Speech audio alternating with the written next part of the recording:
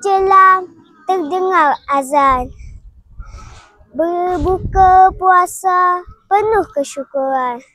Nikmat rezeki dari Tuhan. Bersama kita eratkan hubungan.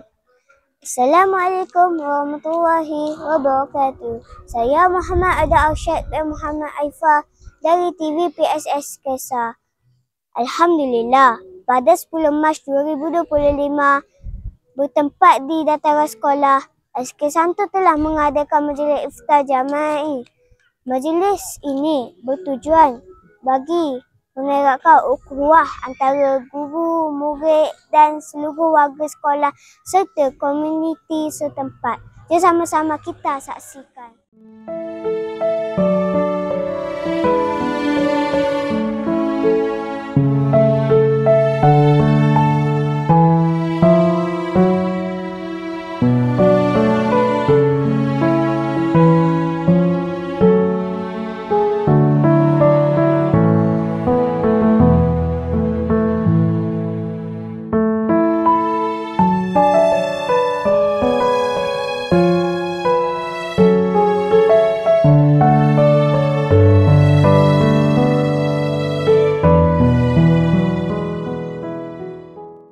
Berbuka puasa di waktu senja, nikmat terasa, syukur tak terkira. Rezeki dikongsi, hati gembira. Rahmat Allah limpahi seisi sekesar. Bersama saya, Ustazah Elmi Nurati Mat Adena, penyelaras program kali ini. Ustazah, apakah manfaat yang kita peroleh dari majlis ini? Okey, terima kasih kepada adik Adam. Okay, Alhamdulillah, terlebih dahulu memang Ustazah ucapkan terima kasih dan setinggi penghargaan kepada semua warga Kesar dan juga komuniti yang sudi hadir memeriahkan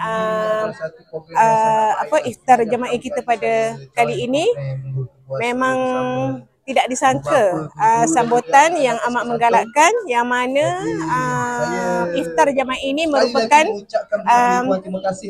program tahunan untuk Sekolah Kebangsaan Santung, yang mana ia bertujuan untuk antaranya adalah untuk merapatkan silaturahim antara komuniti, warga-warga Kesar, dan selain daripada itu juga untuk merapatkan hubungan yang mana kita ni daripada latar belakang yang berbeza.